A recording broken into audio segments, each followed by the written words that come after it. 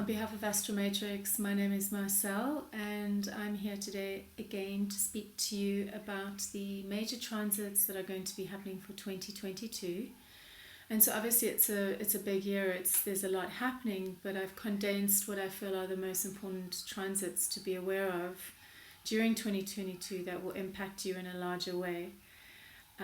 So I will get down to that. But before I do, I'd just like to ask, if you enjoy our content, please to support us. We post regular updates, so like and subscribe to our channel. And then do stay tuned till the end of this forecast as I do a tarot reading on behalf of the collective, which gives more information as to what is playing out and can be very useful. All right, so I'm going to start with the Venus retrograde because we are in it right now. It started in December last year. And Venus is actually in Capricorn in this retrograde motion for around 4 months. It's a long time. Venus is really undergoing a huge revamp, so to speak. And especially because it comes into a square with Pluto 3 times over this period. So there's something that's needing to be looked at, something deeper. It could be, there could be some kind of deception or lies going on, secrets. It could have to do with something from the past, because Venus in Capricorn was in Capricorn 8 years ago in retrograde. So it might be useful to look to see what was playing out then, which could be surfacing now as something from the past that you may not be conscious of. But it could also have to do with something in the present moment that is needing to be looked at with regards to relationships, but also your finances. So Venus has to do with what it is that we want, what it is that we value. So this is a big one. And it's kind of exacerbated by the fact that Mercury will be going retrograde on the 14th of January, and also coming into a conjunction 3 times with Pluto. So deep stuff, deep probing, mental probing that's happening with that one. And so we have this Venus-Mercury retrograde happening alongside each other, which is a big theme. I would say for the first quarter of the year, it evolves around Venus, the Mercury retrograde, as well as Mars that comes into Capricorn at the end of January, and at some point and for a while runs in and out of conjunction with Venus. So normally Venus is much faster, but in this case they sort of stay with each other for some time, coming in and out of conjunction. And then at one point, Venus is wedged between Mars and Saturn. This is near the end of the first quarter, and this is an intensity to be aware of. Saturn being the planet of restriction and control and limitation and fear. And so in terms of love, there may be a sense of not being able to move forward, especially because Mars is in the mix. Mars is about moving forward. It's about assertion. I will get to that. The Saturn the Mars conjoining Saturn happens on April the 4th, but as I mentioned, Mars does go into Capricorn at the end of this month, and it's going to be there for some time alongside Venus, in and out of this conjunction with Venus, before they both then move into Aquarius and sort of playing the same dance until Venus gets wedged in between the Mars-Saturn conjunction and then moves on. So Venus is not very happy.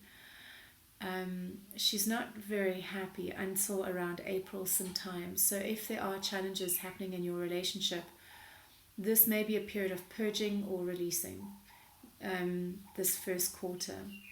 So with regards to the Mercury retrogrades, there will be 4 retrogrades happening this year, 3 of them. The 4th one moves into the next year, so it's in December and it moves into 2023. But the first 3 are starting in earth signs and finishing in air signs. Mercury retrograde that starts on the 14th of January starts in Capricorn and starts in Aquarius. Apologies for that. Starts in Aquarius. They all start in air signs and they finish in earth signs before moving forward again. So there's something, I feel, my sense of it is there's something intellectual. There's a spark of awareness, because air rules the mind. So there's something that we're needing to, we're experiencing a perception of something, an awareness of something potential, because Mercury is the mind. The air sign has to do with the mind as well. So it's, the air can also be a spark of invention, so to speak. And then what it does is it retrogrades back into an earth sign, and so we get to re-examine the practicalities around that, the groundedness behind it, the sense of stability around it before it can move forward again and bring that idea into actuality. So, another retrograde that we will be experiencing this year is the Mars retrograde. It moves into Gemini on August the 20th, but it only stations retrograde on October the 30th, and this is at 25 degrees of Gemini, and it actually stays in Gemini all the way through till 2023, where it then moves forward. So this is an intense one as well, especially depending on which house it falls in your chart. That house will have a revamp, or it will undergo some kind of examination or change, because Mars it's very much about assertion, it's very much about drive, it's about moving forward. So when it's in Gemini, it's very much around information. Gemini rules the mind as well, and it's a mutable sign. So there's a lot of change and potential chaos and disruption that may come during this period, possibly for us to review in our lives before moving forward with clearer clarity. So that's the other retrograde to discuss. Then the next important transit that I'd like to bring up is Jupiter. First it's in Pisces. Okay, so it's in Pisces at the moment. It moved into Pisces at the end of last year, the 29th of December, and it's in Pisces until the 10th of May, and then it moves into Aries. Jupiter moves into Aries till the 28th of October, where it then returns back to Pisces. It retrogrades back into Pisces, hovering around the last few degrees of Pisces, and then moving forward again on the 20th of December back into Aries. So an important conjunction to note is on April the 12th, there is a conjunction between Neptune and Jupiter, because Neptune currently is in Pisces. So Jupiter in Pisces, it can be an expansive period for a lot of us. However, when it gets to the Neptune can have to do with illusions. So there can be situations in our lives that are almost too good to be true, which we only get to discover at the end of this transit, that it was too good to be true and that things were not what they seem. So that's generally what can potentially happen when Jupiter and Neptune come together in a conjunction. Things are not necessarily what they seem. It can pertain to the exploration of fantasy, so entering into more fantasy realms, either through our art or creation or reading or film. That's the other aspect, because Neptune has to do with illusion, and Jupiter exacerbates, it expands. So when these two come together, something can seem larger than life. It can seem so amazing, and yet when the transit is over, we see it for what it is. So but the Jupiter in Pisces itself, again, looking which area of your chart, it'll explain that area of your life will experience an expansion, and it's a beautiful transit, other than the potential challenges for when it hits Neptune. But in general, it can potentially be an expansive experience. And in a way we need that. There's some more intensities that are happening this year, and so while this is a very good and beautiful transit, there are some other transits that are not so great, that are actually very intense, such as when Mars does conjoin Saturn on April the 4th. It coincides with it's sort of leading up to the conjunction between Neptune and Jupiter. So it's almost as if one area of our life can be in such a beautiful place, or so it seems, whereas another area is, with that Mars Saturn conjunction, is going through a real intense struggle.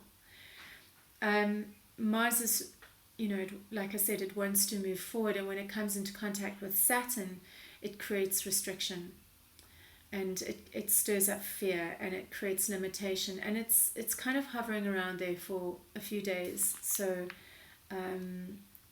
we will experience that intensity, and as I mentioned, at some point Venus is wedged in between Mars in a conjunction with Saturn. So that can be a very frustrating and difficult period around the 4th of April, where, especially in terms of love, things are not moving forward and you may feel stuck. So this is simply a period to just focus on other things. Coming back to Jupiter, when it moves from Pisces into Aries, we will experience a whole new energy altogether. So it's completed the cycle, Pisces being the last sign of the zodiac, and it's now moving into a new cycle with Jupiter in Aries. And in a way, it is about something new starting, and it's Aries is a very fiery, dynamic energy, so you can experience a lot of expansion in whatever area of your chart that falls into. So for instance, if it falls into the 10th house, the house of career, you can expect an expansion around career. It could be a promotion around work, something that you've been working on within your career may take off, and there's a lot of energy and drive to put into it. So it's a very auspicious time. So then coming back to Saturn. Okay, Saturn is going to be in the second half of Aquarius this year. And so we've all experienced Saturn in the first half, and we've sort of been through the intensity of that, but now we're going through the second half this year. And the whole of last year we had Saturn in a square to Uranus. There was a conjunction, an exact conjunction, 3 times through that year, and it very much had to do with the restrictive nature of Saturn versus the rebellious nature of Uranus, this tension that's been playing out on the planet, but also within our own lives. There's one aspect of us wanting to break free, give birth, but then there's this other restrictive element that is holding us back. And so with this Saturn coming into a square with Uranus, it's not coming into an exact conjunction, but it's coming very close, between September to October. So this will be an intense period again. Uranus is stronger. Uranus is stronger because we also have the transiting nodal axis moving into Taurus. Uranus is in Taurus. So that rebellion could be stronger. We could see much more shocks and disruptions happening this year. And having the Saturn is all about control, it's about restriction. Both of these are in fixed signs, but Taurus is much more secure as a fixed sign. It's a grounded, earthed fixed sign. So with Uranus in Taurus, it's really shaking up fixed aspects of our lives that are needing change. And with Saturn in Aquarius, it's creating restrictions to those areas of our lives where we want freedom or are needing freedom. So those tensions are playing out in our charts, and again, it's very helpful to look to see which houses they fall into in order to get a sense of the tension that will be playing out between the two of them.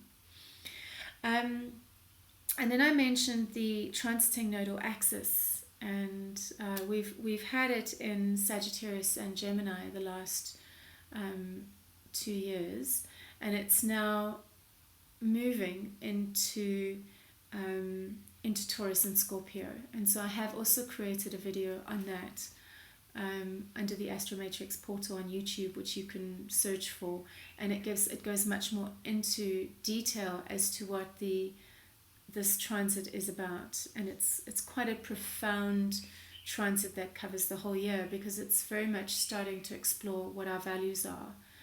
And Taurus rules our values, but it also rules money and finances. And so having the transiting nodal axis moving into Taurus, it's in the same house as Uranus. And so in a way it strengthens. They're both there together, as opposed to Saturn just being on its own. So Saturn had strength last year, but this year the Uranus force is much stronger, and it's really starting to align and question with what our values are. What do we want? And so it'll be interesting to see what plays out over the year with regards to this aspect that's still in tension. There's something that's needing to break. There's something that's needing to break through. But the thing is, it's not about shattering the structures and the foundations that are already in place, nor is it about completely obliterating and breaking free. So it's finding a balance, and this is what the tension is about. It's finding a balance between how we can maintain the structures and yet at the same time create change in such a way that these two are working together. So we need that tension first. We need both those different elements to express what their needs are, and to find a healthy medium between that after having gone through this tension and chaos. So some things are going to give away this year, and it'll be interesting to see what that might be. But on a personal level, look to your chart to see which houses are ruled by, or where Saturn and Aquarius, Uranus will be. So with regards to the transiting nodal axis, we have the eclipses that are connected to the nodes of the moon. The transiting nodes are always moving, and they're connected to the moon. They're aspects of the moon. And as a result of this is why we experience eclipses. So the eclipses this year are in Taurus and Scorpio. There are 4 of them. And eclipses always refer to great beginnings or great endings. So these are very powerful periods where we can experience huge change that is long lasting. So we have 2 partial solar eclipses. One is in Taurus on April the 30th. We then have a total lunar eclipse in Scorpio on May the 16th. And then in October we have again a partial solar eclipse in Scorpio. And on November the 8th we have the last lunar eclipse, total lunar eclipse in Taurus. So again, look to your chart to see where these are happening, which houses they fall into. And those areas are where you can experience huge change happening, either something starting or something finishing, and the huge transformation that comes with that. So the last thing that I wanted to point out was the Mars retrograde in Gemini. As I mentioned, it goes into Gemini on August the 20th. It ingresses into Gemini, and it stations retrograde on October the 30th at 25 degrees and continues all the way through until 2023. So once again, look to see which house that falls in, and we will be creating video content for this retrograde, just to give more information, as it can potentially be an intense transit, especially because Mars is how we take action. It's how we assert ourselves. And there's a lot of mutability in Gemini, and especially when it's going retrograde, it's like yes, no, on, off, hot, cold, almost as if there is an indecision and a struggle with moving forward. So again, looking to see which house it lies in will give more information as to the area of your life that we are going to be exploring. All right, so now that we've gone through all of these major transits for the year, I'm just going to give these cards a shuffle. I'm working with the Modern Witches Tarot, and I'm just going to ask a few questions, and let's see what comes up for it. So the first card that wanted to fall out, and I'm just going to pick it up. Ten of Swords. Okay, so this is for the year. So betrayals. The Ten of Swords has to do with things that have ended, things that are no longer working. And I feel there are a lot of endings this year. There's a lot of completions that can potentially play out. So the Ten of Swords has to do with some kind of betrayal that has created an ending, and it's done now. And with every ending is a new beginning. So this wanted to fall out, and I'm going to put that over there. And I'm just going to ask the cards on behalf of the collective for 2022. We're exploring 2022 on behalf of the collective. I'm just giving the cards a good shuffle.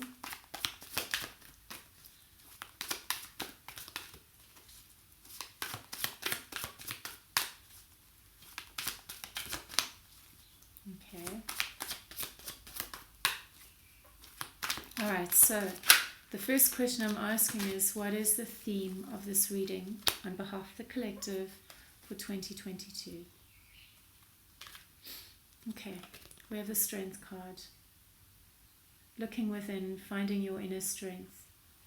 So we've got the Ten of Swords and the Strength card already. So despite endings or betrayals, I feel that it's forcing us to look within and find our strength despite what is happening or may happen for us. Okay, so I'd like to, so we know that it's about looking within, and I'd like to, what is the overall message for 2022 with regards to the theme, which is the Strength cards? What is the overall message for 2022 with regards to the theme being the Strength card? Okay, a card fell out. Okay, that's beautiful. So we have the Ace of Cups, and it's a card of love, new beginnings, new emotional beginnings. So that's quite beautiful. You know, the 10 is about endings. It's the final card in the deck. And it's mental anguish as well, because it's the swords. But then we have this Ace of Cup, which it's the heart. It's connected to emotions, water, and it's offering a new beginning. Okay.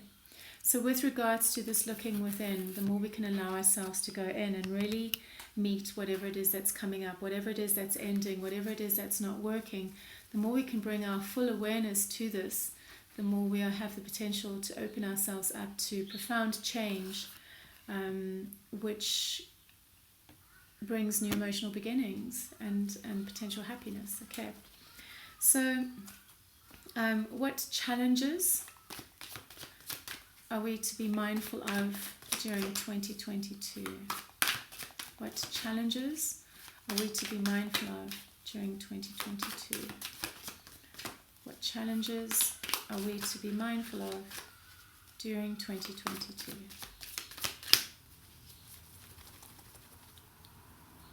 Alright, so I've picked the Three of Wands, which is a card of it's planning and preparation. It's looking out. You've done the work, and so I want to get one more card to give more information about this. I'd like to pick one more card to get more information, because I asked, what are we to look out for? Okay. You know, with, let's see. What are we to look out for? More information, please. Okay. All right. So there we go. I think that gives more information. So with projects, ideas, dreams, visions that we're putting our energy into, okay, I'm going to put it like that. There are things that we cannot see, that are happening behind the scenes. Okay, and I feel that this is a lot of what Scorpio is about for this year. The Pluto energy, especially with the Venus retrograde. It's very much around, and of course there are going to be other intense Pluto transits during the year. But it's very much with whatever it is that we're planning and looking forward and waiting to come into fruition. There are things that we cannot see. And so I feel that it's about holding on to a sense of flexibility this year, because things might not necessarily go according to plans. We may think that something is a sure thing, especially with that Jupiter-Neptune conjunction that's happening. Something is too good to be true, and then it turns out not to be. So always holding an element of flexibility within, allowing for change and allowing for things not to go according to plan. I feel that this is what these cards are indicating to us. So just to clarify again, the Ten of Swords fell out, and it's talking about a potential betrayal, a shock or disruption, or something ending. We have the Strength card that is indicating the need to look within and find our inner strength despite the extremes of what are playing out, the pain of what may be happening, the endings that may be happening.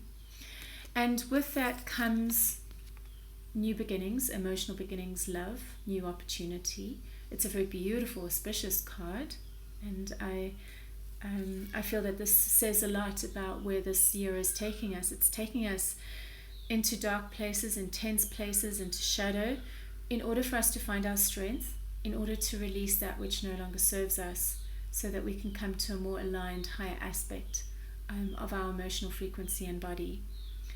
And what to look out for this year is, I feel, just being mindful that things may not go according to our plans, and that we need to hold on to flexibility. We do not have all the information, so things are not a sure thing until they are. So that'll allow us to navigate this period a little bit better, and hopefully it's not too disruptive and chaotic. So I wish you all the best with this year, and would love to hear if any of this resonated for you, and do share any New Year's resolutions that you may have for 2022, and if any of this ties in with it. And please again do like and subscribe to our channel, and thank you so much for your time. Bye for now.